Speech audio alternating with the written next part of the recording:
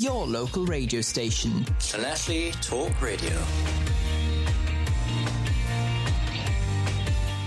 It's Friday, May the 7th. Welcome along to our coverage of the Senedd Elections 2021.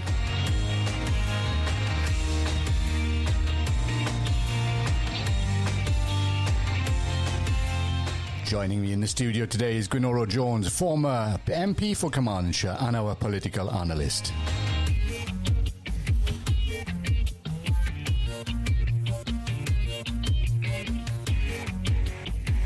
We'll be bringing you all the results as they come in, along with interviews with the candidates involved in the election process.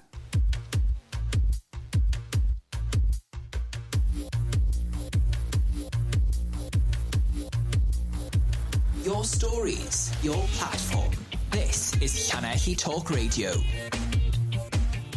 Welcome along. My name's Alan Evans. This is Senedd Talk Radio. Your local radio station. We are Senedd Talk Radio. We certainly are, and with me in the studio is Noah Evans, a first-time voter. First-time voters, 16, but 17 as well, and 18. So people turning 18 are first-time voters. I think we sort of forgot that in the melee of the excitement of all these young people voting. Noah, tell us about your friends and sort of college and so on. Are they politically motivated? Are they going to vote? People saying 16-year-olds won't be bothered. They'll all be in bed with their phones tapping away on sort of some kind of game or other. Is that how it works? Absolutely not. Everybody I know has been talking about it, saying that they're going to vote, whether they're 16, 17 or 18. It's a big topic in education. So do you gauge kind of where they're going with it? Because you only have a couple of choices, don't you really? You've got Labour, you've got Plaid Cymru, you've got the Conservatives, UKIP, Propel. I mean, there's a lot. There's a few parties, but do any of those kind of sing out to you as a young person that says, well, hey, we're going to represent you, bearing in mind a lot of them are quite senior in age, let us say, compared to you? I do think some of the parties are speaking the language of my generation. However, I think words such as hard work and struggle are mysteries to them. Some of these people have had private educations, which, granted, when speaking in the Senedd is reassuring, but when attempting to represent the people, the workers, that is something only we can understand. Wow, you're sounding a bit sort of a comrade, Russia, a bit communist there. But I understand what you're saying. They kind of, a lot of people say they don't speak their language and they talk about the things that interest them rather than, you know, the potholes on the street or the street lights not working. But then the politicians will say, well, that's down to your council. You elect your councillors and the council look after those things. Would you agree with that? I think that the council is a direct arm of those parties, and the one that would be the majority should take into account the voice of the people and just get that done, you know? Mm. Well, yeah, that is a fair comment. The councils are politically represented. They are in Carmarthenshire's Plaid Cymru and so on. So, yeah, it is a fair point. Anyway, stick with us. More to come. Great music and guests in the studio. Noah Evans talking to us now, and we'll have Gwenoro Jones in the studio just after, I think, about 10:30. Get the latest news, stories and more At SenedOnline.news. Welcome along. We have Noah Evans in the studio, first-time voter. He's 18. Like many 16 and 17-year-olds, this is the first time he's gone to the polls. Have you been out to vote? Did you join a queue? Were you sort of tempted to turn away and not vote? We have had some people saying that, certainly in Cardiff. It looked chaotic. We'd love to hear from you, 07 308 598 604.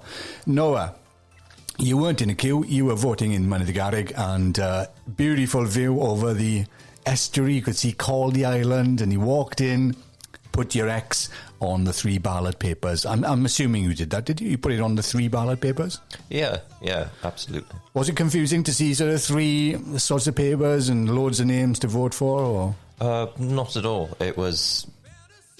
Sorry. It was completely described for me by the gentleman at the booth. for the police commissioner, the general party, and the representative for the Senedd. So you had, the regional MS, the MS and the police and crime candidate or commissioner, yeah. So did you know much about them before you sort of put the X in the box? Had you done some research? Not at all. I was quite busy with college. I've just finished 2 of my exams and I'm currently working on a 3rd, so... You didn't do pin the tail on the donkey, did you? Close your eyes and... No. Well, maybe some people did that. I mean, I know, speaking to some people, they said, wow, there's so much choice. Who do you vote for? It can be difficult, I think, for the first time you go and you see all that. And if you haven't done your research, I guess some people might just, pin the tail on the donkey. Think it's a good plan? No, definitely not. Okay, let's have some music. This is appropriate. Out of Touch, Hall & Oates. Your stories, your platform. This is Llanelli Talk Radio. Well, Noah, George Michael, you've got your George Michael shirt on, as the people can see on Facebook if they check us out on Wales News Online and llanelliionline.news. Helen Mary Jones has talked about how Plaid Cymru want to take politics to schools. They want people to have a better political education. Were you educated in politics? Did you learn a lot about politics in school? Was it something you spoke about? No, I was home educated, so politics didn't really play a large part in my life. It was more basic education like maths, English and science. So. Damn. Why didn't I know that? I'm your father.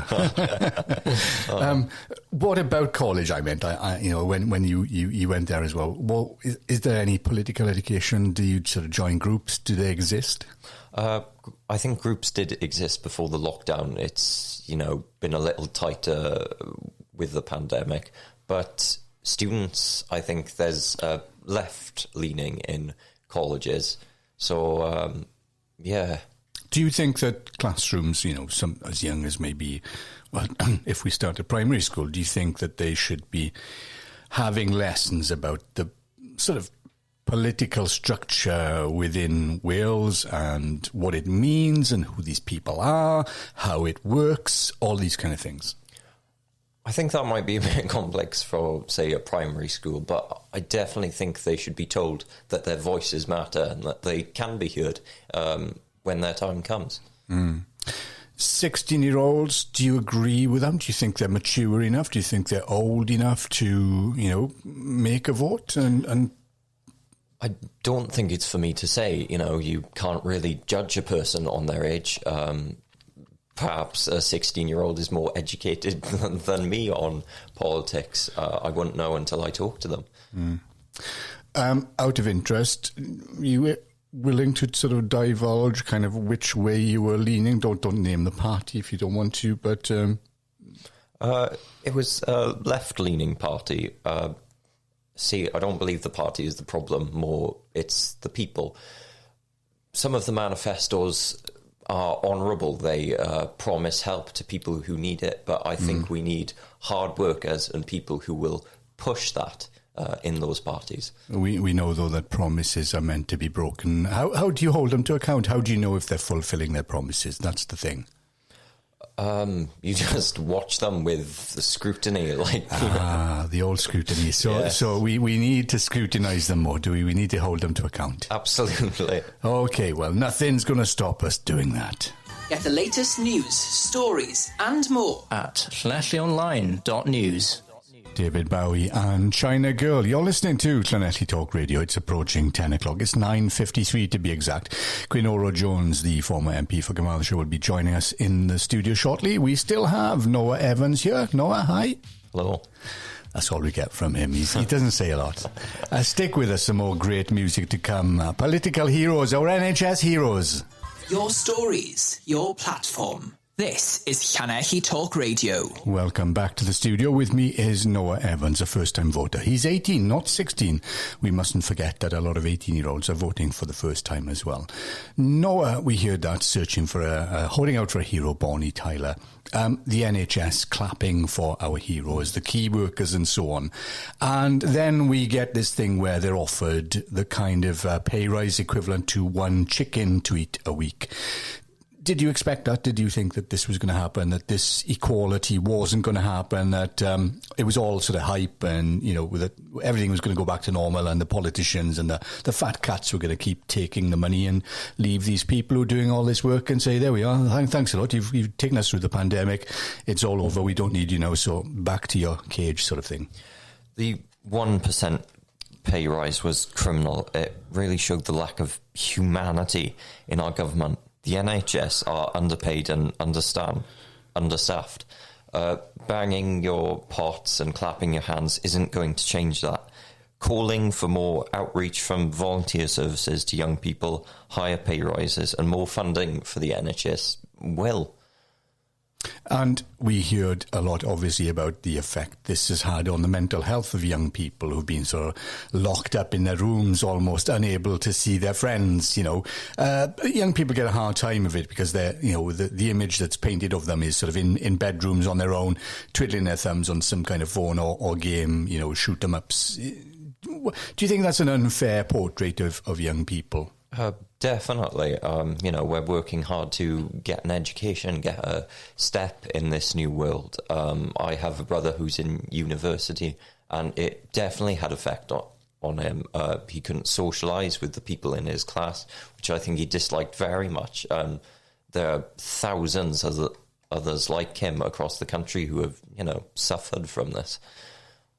Do you think then that you would go into something like the NHS or become a doctor or a nurse or anything like that, given what you know now about the way they've been treated? Not personally myself. It's not something I'm looking to pursue as a career, but I know I have several friends who are pursuing it as a career, and they have my full support. Sian Kayak from GLAD has said that she will not take the full salary from the Welsh Assembly. She will only take £29,000, which is a sort of a living wage, and she will donate the rest of it, which is about £40,000, to local charities and local causes. What do you think of that? I think that's a very kind thing to do. Do you think they need to be paid that much, nearly £70,000? Absolutely not. You know, NHS workers are working much harder than any politician we have, and I'm not afraid to say that. And the same maybe could be said for councillors. They haven't been, they've been virtually meeting online, they haven't been to meetings. Do you sort of get it, what councillors do and why they're paid so much money? No, in all honesty, no. I see councillors' sons with their own funeral homes up in 5 Roads, and I'm thinking, what's going on here, you know? Absolute just nepotism and political bias. So you think you think that you know, most politicians, do you think they go into it with kind of honesty and open hearts and fair play in mind, and then get seduced by the dark side and switch over to this sort of political corruptness and put their noses in the trough? Is that how you see it? Perhaps some of them do go in with a good heart, but I don't think that's the case for many of them. It's about money and champagne and caviar. Oh, there we go. Harsh words from Noah for politicians. Beware. This is not just one person. This is probably a lot of young people's views of politicians in Wales. Anyway, stay with us. More to come from Noah. Are you optimistic? I mean, you think you'll get a fair chunk of vote? Do you know what? I hope so.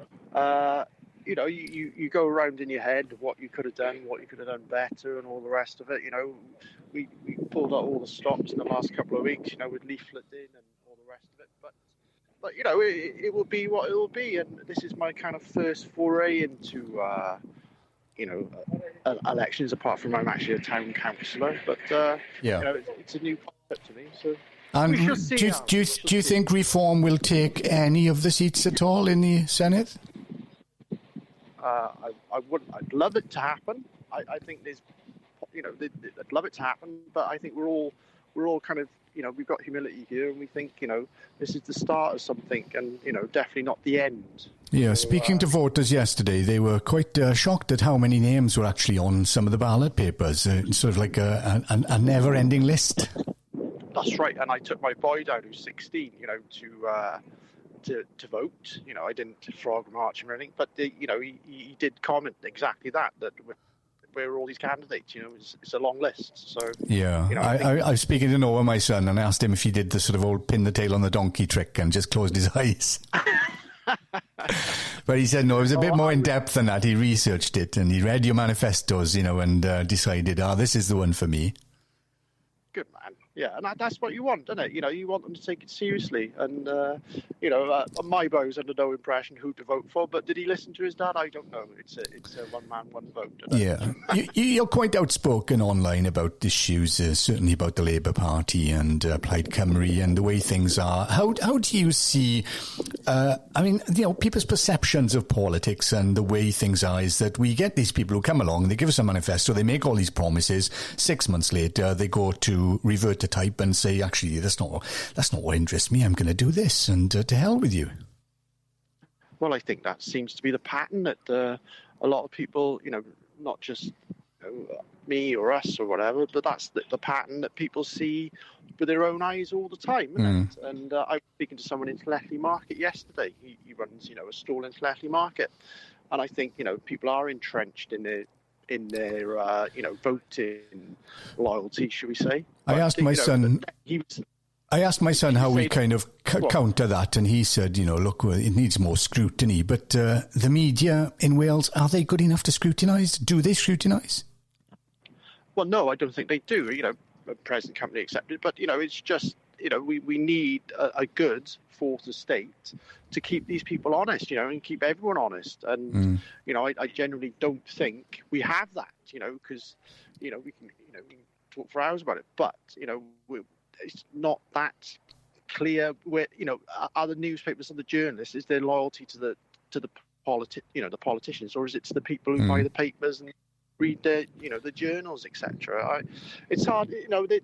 There's not an aggressive fourth estate. That's kind of one thing that really that I find disheartening, should we say?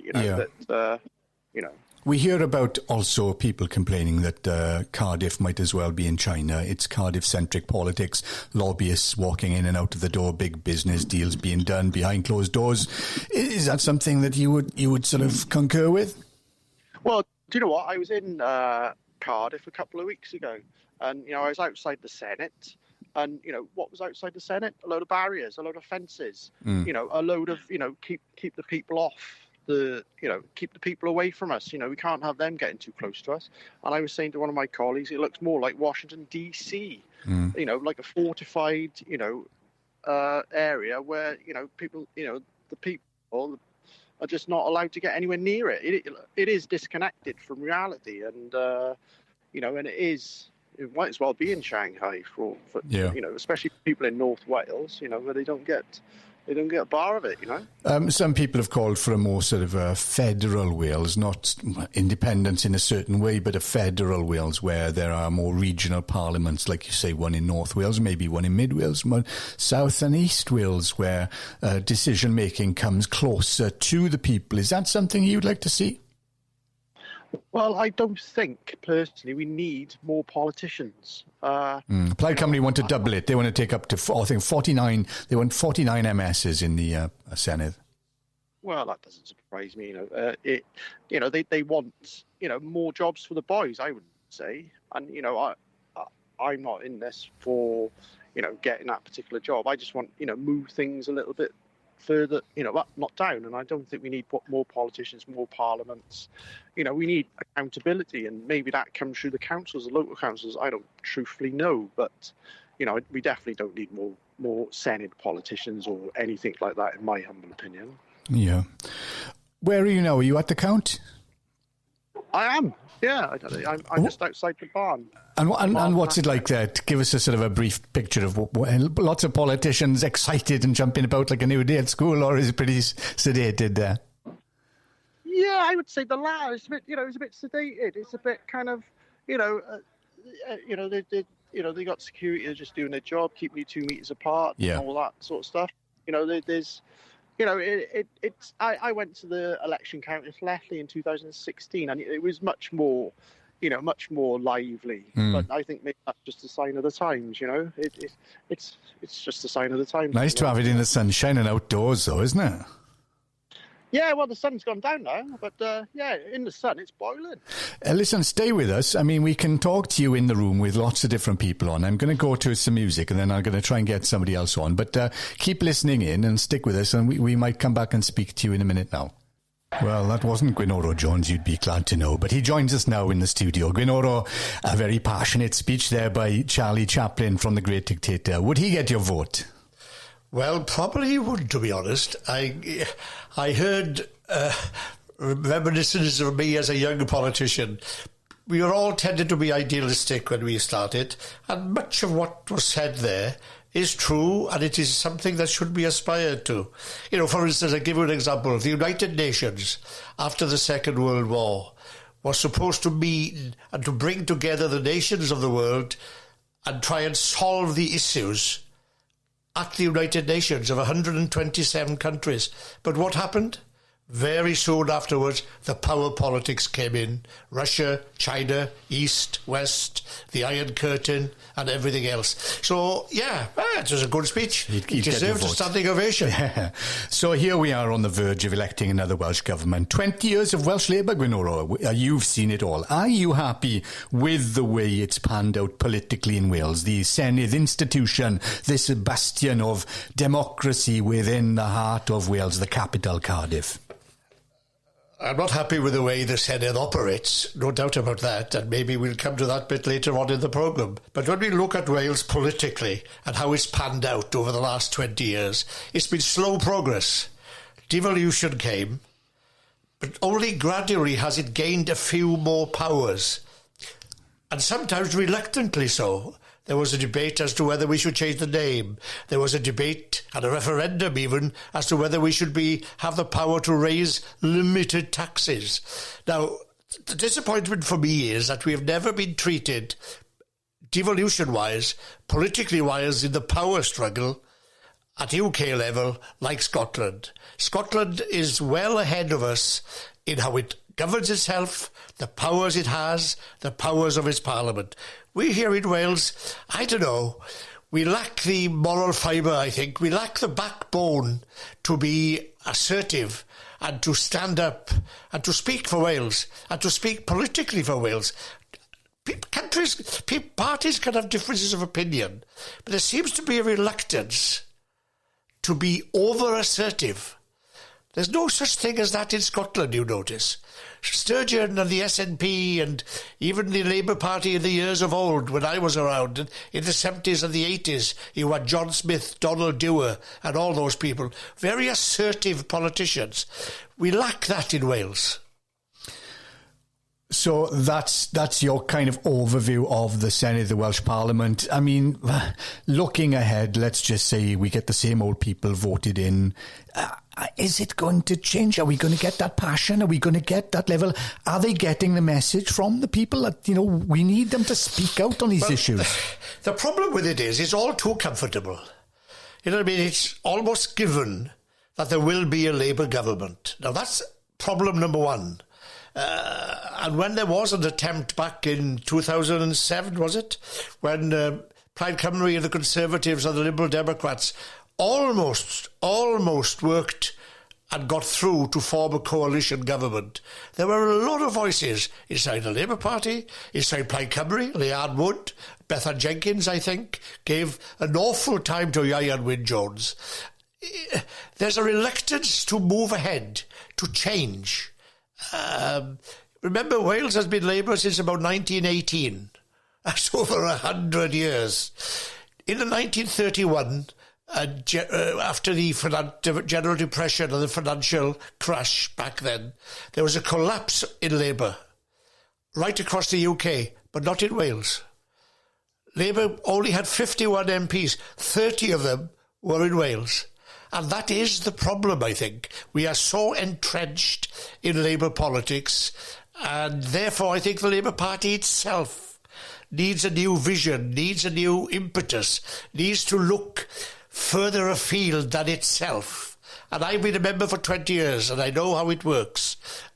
It is not sufficiently adventurous enough, visionary enough, moving forward enough for the sake of the Principality. That is my biggest failing. And by the end of the day, you do need, by the way, a mixture of Labour and Plaid Cymru in Welsh politics.